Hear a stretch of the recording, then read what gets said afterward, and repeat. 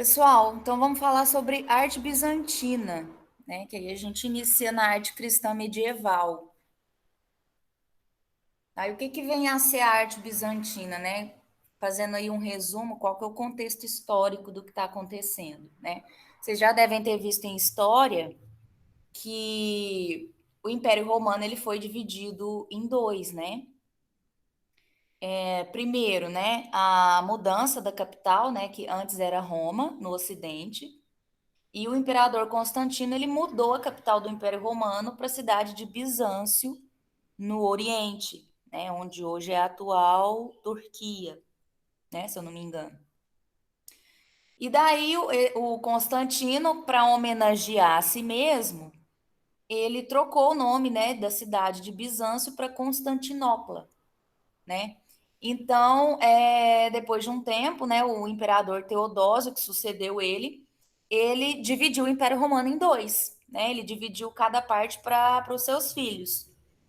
Então, o seu filho Honório ficou com o Império Romano do Ocidente e o Acádio ficou com o Império Romano do Oriente, tá? Então surgiu aí dois impérios, né? O Império Romano do Ocidente, cuja capital ficou sendo Roma, e o Império Romano do Oriente, a capital ficou sendo, né, Bizâncio, né, a atual Constantinopla, tá?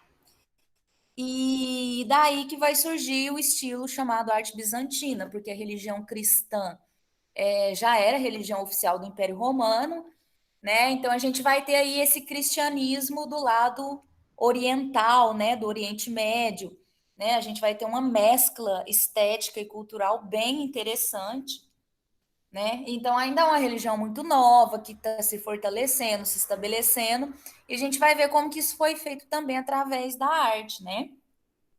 Então o que, que vai acontecer, pessoal? O Império Romano do Ocidente, cuja capital era Roma, né?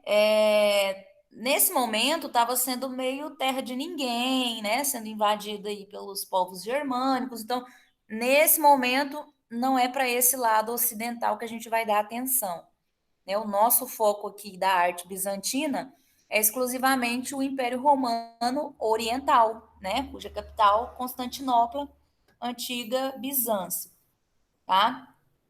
E daí, como um primeiro exemplo, né, para a gente poder entender, né, a diferença, né, da pegada de uma coisa, de um império para o outro, a gente ainda tinha nesse Império Romano que era o do Ocidente, né, que não vai ser nosso foco agora, mas a gente tinha como o líder da Igreja Católica, né, da Igreja Cristã, um Papa, e como um chefe de Estado, a gente tinha, no caso, um rei, um imperador, era separado. No Império Romano do Oriente, essa figura estava concentrada numa pessoa só, né? Então, o mesmo chefe da igreja era o mesmo chefe de Estado, no caso, o imperador, ele que comandava tudo. Então, era como se ele fosse um representante de Deus na Terra. Então, era um poder muito grande para uma pessoa só, certo? Né? Então, aqui a gente tem, né, divisão no mapa, né, para a gente compreender como que ficou, né? Império Romano do Ocidente, Império Romano do Oriente, né? Constantinopla, antiga Bizâncio. Como um primeiro exemplo, né, de arquitetura desse período, né, um bom primeiro exemplo é a Basílica de Santa Sofia, conhecida também como Hagia Sofia, que significa Sagrada Sabedoria, tá? Localizada em Istambul, na Turquia, né, que é a antiga Constantinopla, hoje Istambul, na Turquia, tá? E daí a gente vai ter como um primeiro exemplo arquitetônico a cúpula, né? Que é essa parte de abóboda aqui em cima, né? Então, é uma igreja de planta de cruz grega, a gente já vai ver daqui a pouquinho, né? Aqui é a visão por fora e aqui é a visão por dentro, tá? Originalmente, a Basílica de Santa Sofia não tinha esses minaretes aqui, que são essas pontas, né? Essas torres, que a gente vai ver daqui a pouco quando a gente falar de arte islâmica, né? Mas essa igreja já foi igreja, já foi mesquita, depois voltou a ser igreja de novo. Então, né, uma confusão, né? No momento um povo toma conta, no outro momento outro povo invade, toma conta e vira outra coisa.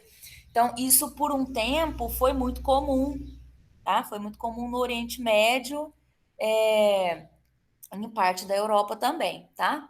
Então, a gente vai ter como um primeiro exemplo a Basílica de Santa Sofia e a cúpula, tá? Aqui a visão por fora, aqui a visão por dentro. Tá? Vão ser igrejas, construções, né, de paredes muito grossas, né? Vai ter aí um pouquinho de dificuldade na entrada da luz, porque as janelinhas vão ter que ser pequenininhas, né? Só mais para frente, né? Lá no estilo gótico, que a gente vai ter aqueles vitrais enormes. Neste momento, né, a gente ainda não tem essa solução arquitetônica, tá? O uso da cor dourado vai estar muito presente, por quê? Porque são igrejas, construções simples por fora, sem tanto ornamento externo e mais elaboradas por dentro, tá? Então, aqui só para a gente entender mais ou menos a diferença, né, de uma planta para outra, né? Aqui a gente tem a planta cruz latina, né, que é essa cruz de medidas desiguais, né? Então aqui a gente tem é como se fosse o corpinho e os bracinhos mais curtos, né, falando bem a grosso modo. E a planta cruz grega, né? Cruz grega. Então, do centro para as pontas, a gente vai ter a mesma distância, tá? Então, cruz latina, cruz grega, tá? Lembrando que essas igrejas católicas que vão ser construídas na parte oriental do Império Romano, né, que vai originar a Igreja Católica Ortodoxa, né, vai dar preferência para esse tipo de planta, que é a planta de cruz grega, tá?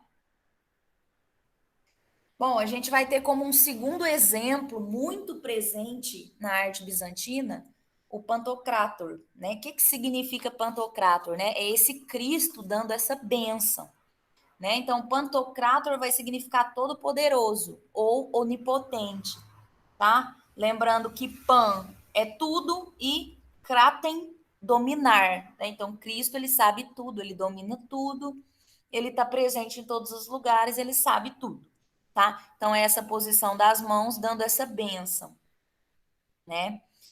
Então, a gente vai ter muito luxo e riqueza representado através dos mosaicos, em especial da cor dourada, que nesse momento vai estar muito relacionado ao céu, ao divino, né? A gente começa a ter esse uso, né, desse arco ao redor da cabeça, né? Desse halo, né, que vai significar o quê? Santidade, divindade, tá? Então, as figuras celestiais, como Cristo, os anjos, até mesmo Maria, né? Eles vão estar sempre com esse halo em volta da cabeça.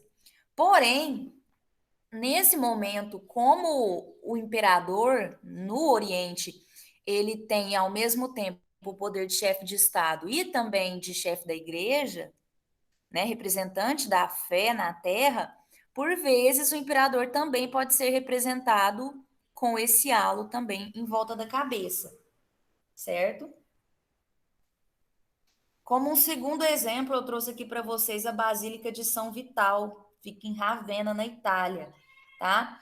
E ela foi construída a mando do imperador Justiniano, tá?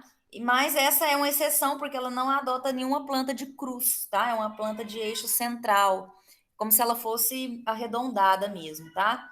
Então essas igrejas, né, pessoal, conforme eu já falei, elas vão ser singelas, simples por fora, né? Mas por dentro elas vão ser luxuosas, vai ter muito uso do ouro, né? Muita elaboração dos mosaicos, tá? Aqui a gente tem como um exemplo de mosaico, né?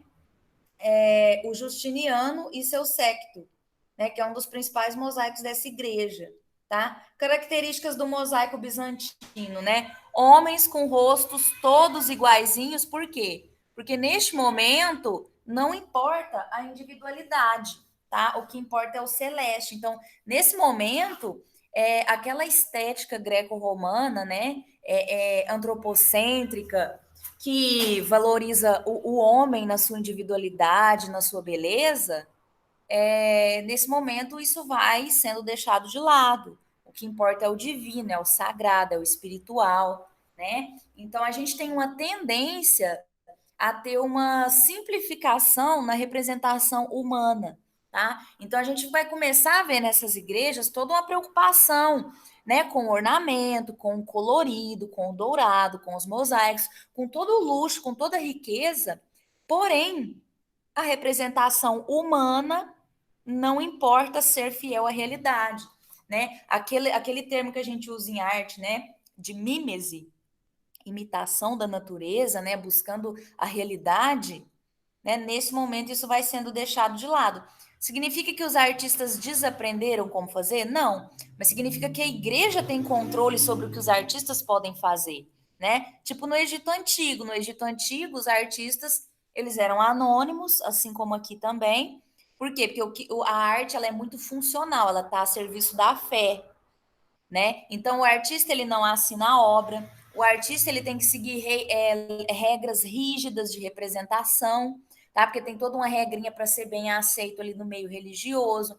Então o artista ele não pode buscar colocar na arte dele a busca por uma representação fiel à realidade, representar sentimentos, né? Tem todas umas regras a serem seguidas e a representação humana nesse momento vai começar a dar uma regredida, certo?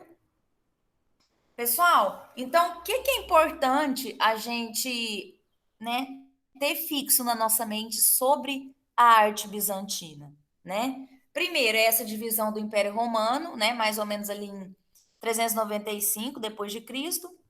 A gente, né, a tendência é deixar de lado o antropocentrismo, agora estamos no teocentrismo, Deus no centro de tudo, uma simplificação da arte, como se fosse uma regressão, mas em especial na forma humana, tá? Os mosaicos aí como grandes estrelas do período bizantino, tá? O uso da cor dourada para representar o céu, certo? As igrejas que são simples por fora, porém luxuosas por dentro, e a arte como uma função de evangelizar, de contar histórias.